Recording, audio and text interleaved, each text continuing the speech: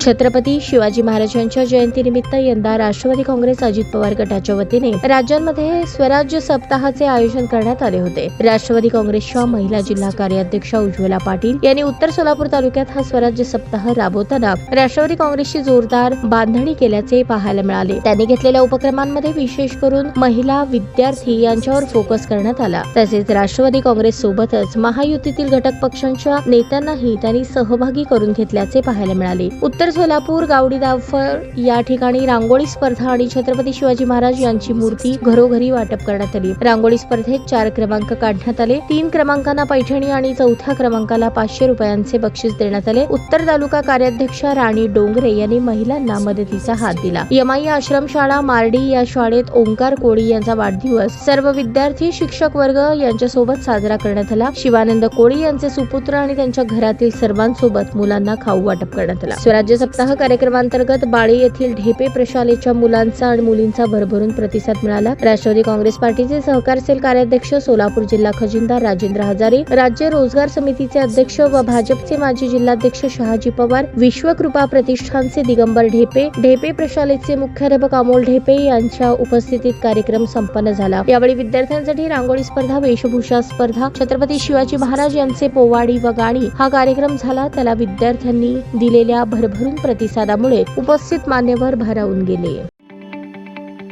ताज्या बातम्या पाहण्यासाठी प्राईम महाराष्ट्र न्यूज चॅनलला सबस्क्राईब करा।